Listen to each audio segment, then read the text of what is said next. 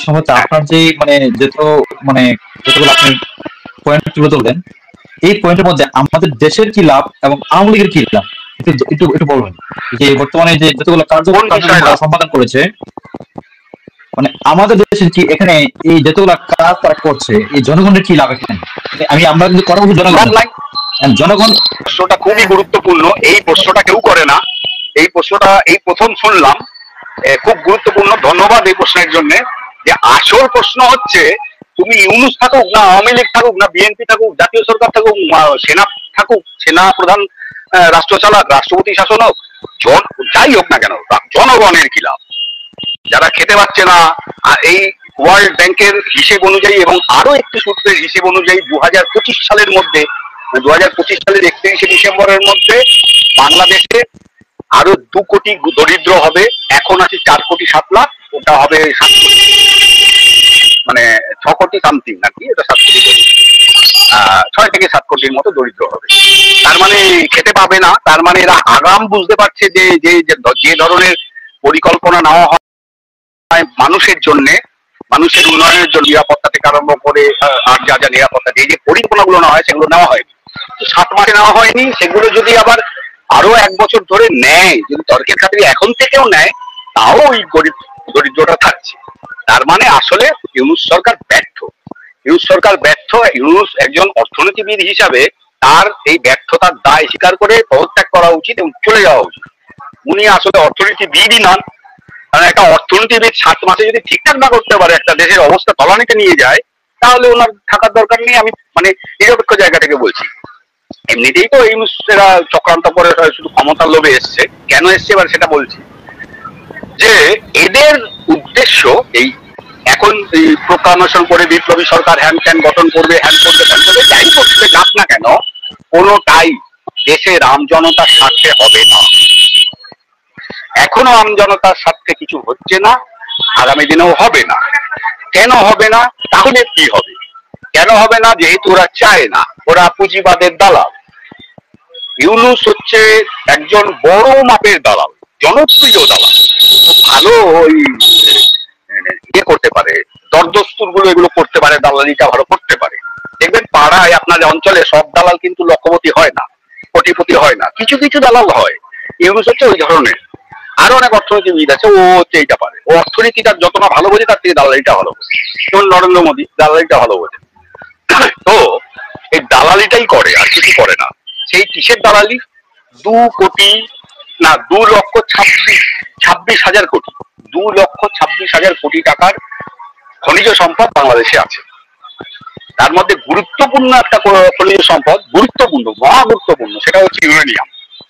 এটা পাওয়া গেছে কক্সবাজার সীমান্ত অঞ্চলে এবং মাটিনিতে, এবং এই ব্রাহ্মণবাড়িয়ার একটি পাহাড়ের তলে। তো সেটা কুলাউড়ার কাছে, কুলাউড়ার কি একটা পাহাড় আছে সেখানে। এছাড়া প্রচুর বিরল মৌল, যেগুলো ইলেকট্রনিক্স জিনিস এবং এইসব জিনিস তৈরি করতে কাজে লাগে, এইসব মৌল কিছু কিছু পাওয়া গেছে। কয়লা আছে 3,000 লক্ষ টন না 3,000 কোটি টন, 3,000 কোটি টন। এই যে খনিজ, এবং এটা খুব উন্নত মানের কয়লা। গ্যাস, 22টা ক্ষেত্রে যা গ্যাস আছে, বাংলাদেশ আগামী 10 বছর এমনিতেই থাকবে। কিন্তু ইচ্ছা করে এগুলো গ্যাস, 22টা ক্ষেত্রে যা গ্যাস আছে, আরো 10 বছর হেসে খেলে বাংলাদেশের প্রত্যেকটি মানুষের জন্য গ্যাস ব্যবহার করা যাবে। এটা হিসেব বাংলাদেশের ভূতাত্ত্বিক জরিপ সংস্থা রামান্বয়। তো এই সম্পদ লুট করবার জন্য এই জনগণের উদ্দেশ্যে কোনো ভালো কাজ করবে এরকম না, জনগণের জন্য এটা করছি সেটা করছি। আজকেই একজন দেখলাম মুক্তমনা না মূত্রমনা, তারা আরম্ভ করেছে নারীর অধিকার নিয়ে একটা সমতা নিয়ে হাবিজাবি কি, ওটা এই সরকার করছে, সমর্থন করছে। এটা হচ্ছে দালাল করে, এদের কোনো রাজনৈতিক জ্ঞান নেই, মানে দরুল। এই সরকার তো কেউ তো করেনি, এই সরকার করেছে। আরে কেউ করেনি মানে তোমার শত্রু, যে শত্রু তার মিষ্টি কোথাও শত্রুতা।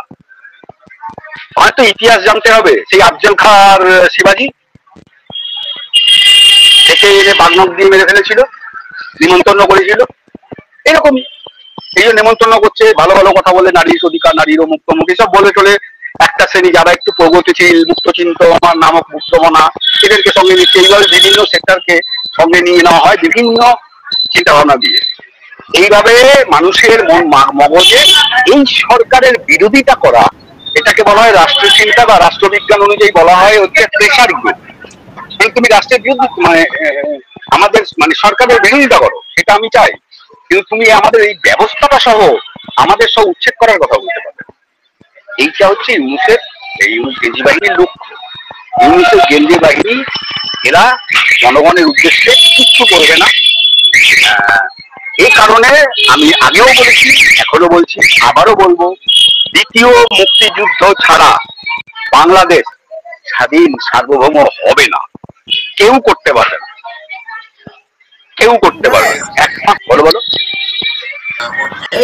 এই লোকটা স্পষ্ট বলছে যে ডক্টর ইউনূস সরাসরি জামাত এবং জঙ্গি গোষ্ঠীর সাথে হাত মিলিয়েছে, বাংলাদেশের ক্ষমতায় বসেছে, মানে ডক্টর ইউনূসের সমস্ত কুকীর্তির কথা বলে দিয়েছেন বিদেশি লোক।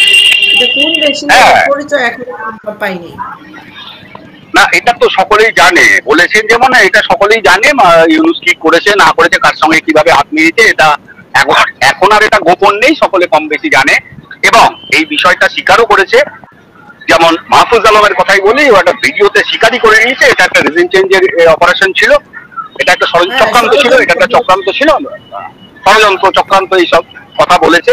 এবং এটা এটা তো আমরা হাসিনাকে হটানোর জন্য করেছি, তো হয়েছে, বেশ হয়েছে, এটা হতেই হবে, এটা তাদের উদ্দেশ্য ছিল, এটা কিন্তু ঘটনা হলো যে ইউনূস সরকার শেখ হাসিনার সময় সৃষ্টি করা এক স্থাপনা নিজের নামে উদ্বোধন করতে গেলেন।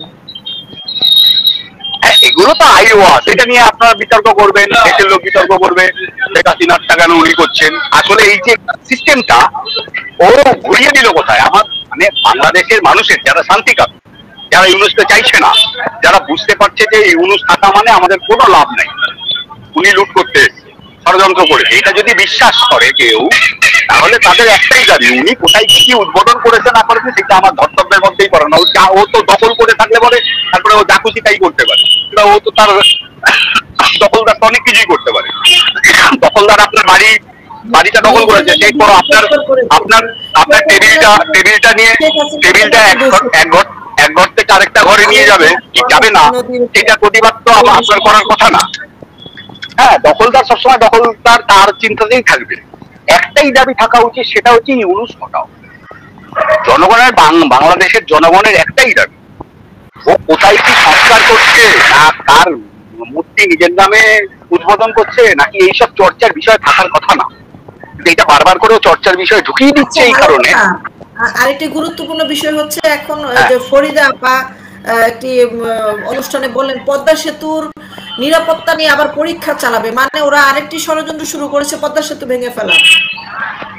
এগুলো আলোচনার বিষয়, এগুলো হচ্ছে চর্চিত বিষয়, এগুলো নিয়ে ব্যস্ত থাকবে মানুষ, এগুলো মানুষকে ব্যস্ত করে রাখার একটা বিষয়, আর কিছু মানুষ এটাতে ব্যস্ত থাকবে, মূল বিষয়টা থেকে চোখ ঘুরিয়ে দেওয়া। পদ্মা সেতুর মধ্যে তাকে চুবানোর কথা বলছে, এই ইগোতে যদি সে পদ্মা সেতু উপরে একটা দোষ দিয়ে ভেঙেই ফেলে তাহলে কত বড় ক্ষতি হবে। এবং ভারতের মানে বাংলাদেশে যুদ্ধ লাগলে যদি বাংলাদেশের সাথে যুদ্ধ হয় মায়ানমারের, তো ভারত যেন এসে আমাদের সহযোগিতা করতে না পারে, সেই জন্য তো সে পদ্মা সেতুকে ভেঙে ফেলার একটা ষড়যন্ত্র করতে পারে। এরকম কিছু ভাবার বিষয় নয়, পদ্মা সেতু ভাঙতে পারবে না, ভাঙতে যাবেও না। হ্যাঁ, পদ্মা সেতু দিয়ে উপকৃত ওখানে মানে এখন ঢাকায় যারা থাকে, যারা যায় আসে, যারা গাড়ি করে যায় আসে, বাসে যায় আসে, তারা খুব ভালো করেই জানে পদ্মা সেতু ঠিকঠাকই আছে, কিন্তু মানে এই অবধি মানে যারা গাড়ি করে যায় আসে, তো সেই ক্ষেত্রে দাঁড়িয়ে তাদের বিরুদ্ধেও চলে যাবে এরকম এতটা কাঁচা তারা নয়। ওসব আওয়াজ টাওয়াজ তুলবে যাতে এটা নিয়ে একটা প্রেসার গ্রুপ, এটা নিয়ে আবার বিরোধিতা হবে, 7 দিন 10 দিন ধরে ঢাক পেটানো হবে, মিডিয়াতে এটাই আলোচনা হবে, লোকে এটাতে ব্যস্ত থাকবে, এই করে আবার 10 দিন কেটে গেল। মানে এইভাবে টাইম লস করা, টাইমকে লস করা, এগিয়ে নিয়ে যাওয়া, কাজ তো কিছু নেই, 7 মাস না। আমি বলছি যদি ঠিকঠাক মতো ডিজাইন, যে অর্থনীতি যদি জেনে থাকে, 5 জন লোক যদি আমি বলে দিই যদি সেভাবে কাজ করে, বাংলাদেশ 5 বছরে আত্মনির্ভর হয়ে যাবে। 1 বছরেই সেটা বুঝতে পারে, 1 বছরের মধ্যে বুঝতে পারে। এই কারণেই বলছি, এই ইউনূস এবং ইউনূসের গেঞ্জি বাহিনী যে সমস্ত বক্তব্য বিভিন্ন জায়গায় বলছে, সেটা হচ্ছে মানুষকে এই বিষয়গুলোতে ব্যস্ত রাখা, মূল বিষয় থেকে চোখ ঘুরিয়ে। মূল বিষয়টা হচ্ছে ইউনূস গেঞ্জি বাহিনী হটাও, এটা হচ্ছে মূল ইস্যু। এই ইস্যু থেকে ভিডিও হচ্ছিল, সেটাকে ঘুরিয়ে দিচ্ছে বারবার নানা দিকে, এই উদ্দেশ্য সময় নষ্ট করা।